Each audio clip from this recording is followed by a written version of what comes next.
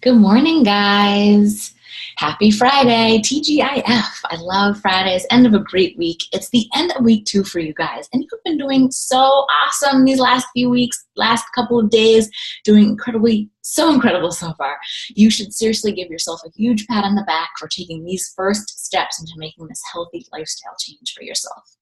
Did you know that 75% of people who start a workout program end up quitting?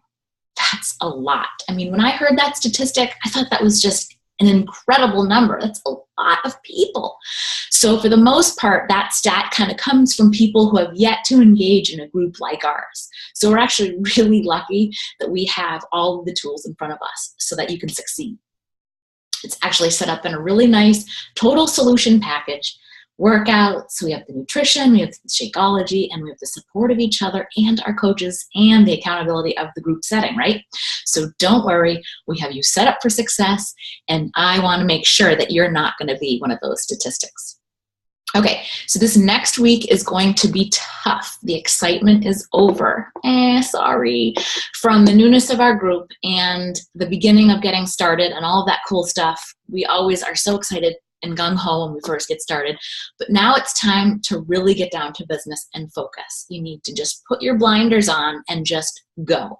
This is where the rubber meets the road, so to speak, and we have every confidence in you that you're going to do this and be successful at the end of our 60 days together. So I'm actually getting ready to go out, take my kids out for lunch and some shopping this afternoon. It's kind of a little bit of a rainy day, so it got me thinking about our first official weekend on our new plan. And so, once we get a weekend in front of us, we start to concern ourselves with struggle, right? So I want to share with you guys some of my favorite tips and tricks in getting through the weekend successfully. So for most of us, me included, weekends are a struggle. I admit it, I still struggle to this day. When I first started my journey, I didn't know anything about nutrition. I loved my workouts, and I thought that the harder I worked out, the more I could eat and drink all weekend. And of course, I did. It was actually a really bad cycle to get in. I would successfully lose a few pounds during the week and then gain it all back by Sunday afternoon, and so on. And so on.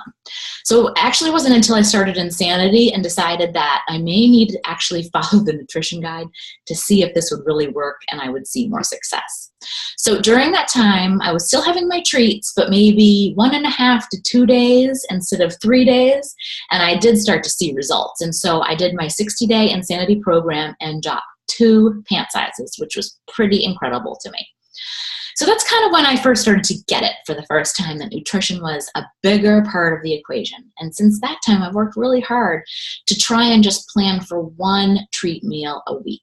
It's not always easy, but seeing more and more results at the end of each week definitely helps me to stay focused for sure.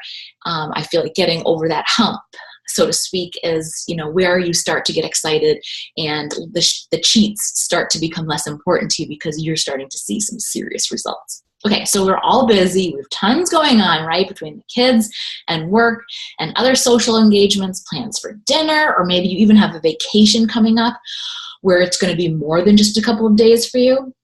So the best thing that you can do is just plan for your success. Planning and prep are going to be your best friends in a situation like this.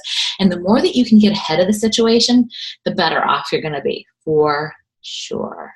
So now, we all know that there are just those times, right, that you can't plan for. Life happens. I get that. We get that. We just have to chalk that up to doing our best. But my hope is that I can give you some guidelines and some things to think about as you encounter these situations, even when you're not ready.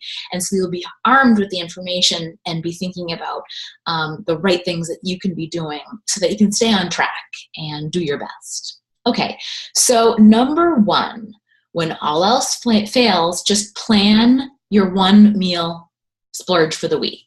So it's okay to have 1 cheat meal, right? So for me, typically I am pretty on point all week long. Monday through Friday, I am 100% eating all of the containers, staying within my calories and my macros, and I usually typically start thinking about it on Wednesday where we're going for a restaurant.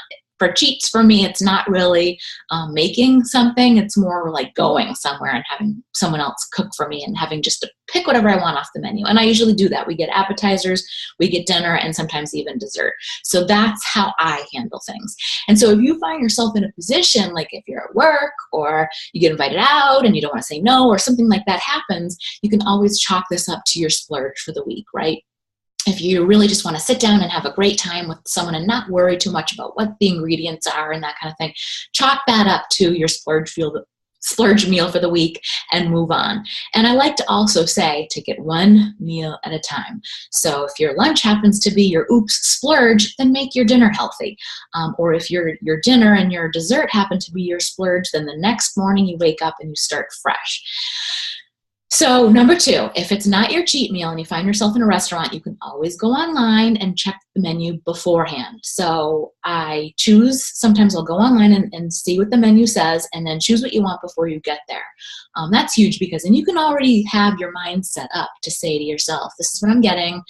And I already know what I'm ordering, and you don't have to like be tempted by all the other things on the menu. You just know, right? And then you want to be the first one to order so that you can avoid changing your mind. So always order, drink the water, avoid bread. It's always processed, unless you're at like a super awesome restaurant that like bakes their own stuff. The bread for the most part is going to be full of sugar and processed.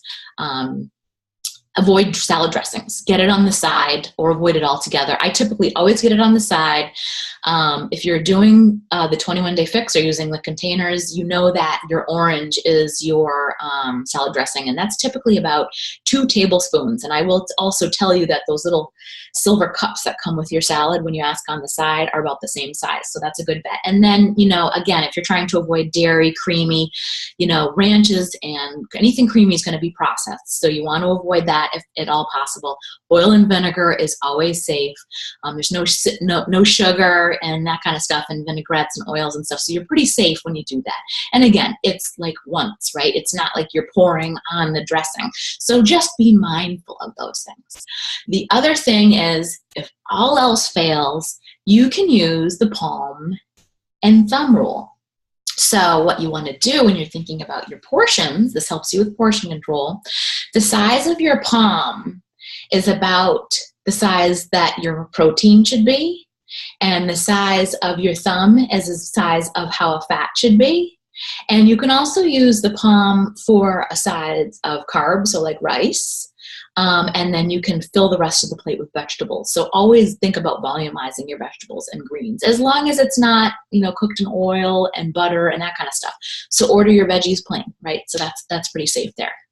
Okay, so number 3, if you're going to someone's house or barbecue, offer to bring your own dish. That way you know what you're eating, right? You know exactly what's in it, and you can plan for your day. You've saved your containers, you've saved your macros, what have you, and you can eat the dish that you've brought.